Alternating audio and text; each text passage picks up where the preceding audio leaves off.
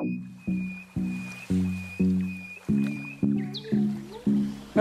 assalamualaikum.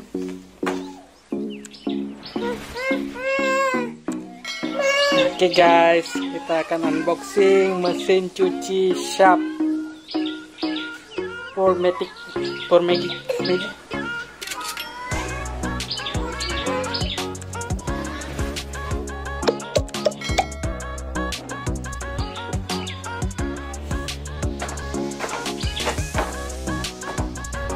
Oke, kita buka kemasannya.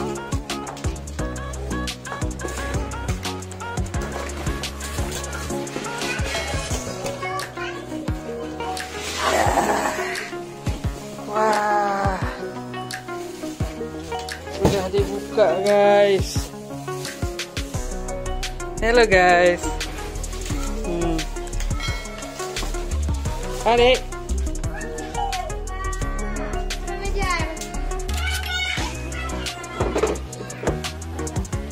Ini bisa lepas ya. Ini bisa dibuka. Kapasitor, seperti kondisian, program. Ini tempat bilasnya guys. Kita kletekin.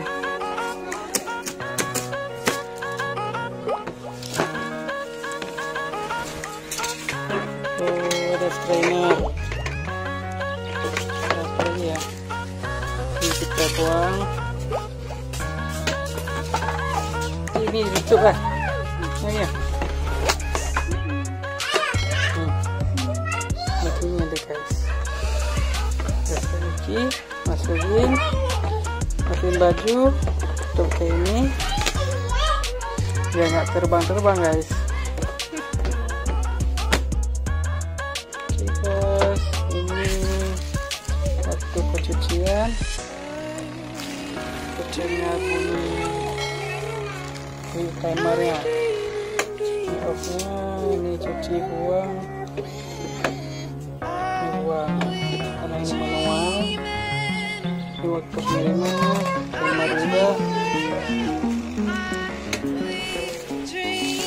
Model Sharp US T80W guys. Kita coba buka ininya. Apa aja yang didapat? Sebuah kartu garansi. Belum diisi guys, sekarang kita isi. Lagi ini adalah buku keramatnya, buku petunjuk pemakaian. Cara-caranya ada di sini guys. Ini manual.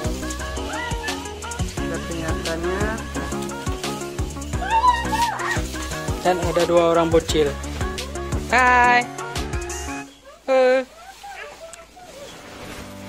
Orang super sibuk. Oke, kita lanjut ke proses pemasangan kabel power. Ini drain, buang-buangan.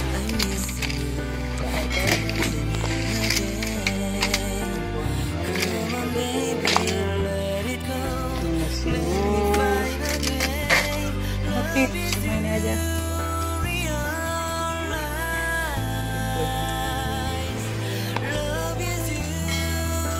Oke guys, cukup sekian. Oh, satu lagi guys. Ini kalau kotor-kotor nanti sini ruangan.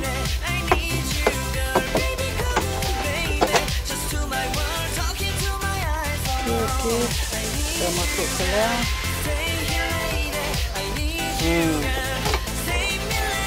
Selang dari luar pakai ini. Selang hidupin di sini. Kalau enggak isi pakai tangan. Musing-musingnya guys. Di blender. Nah, grind. Oke guys. Sekian.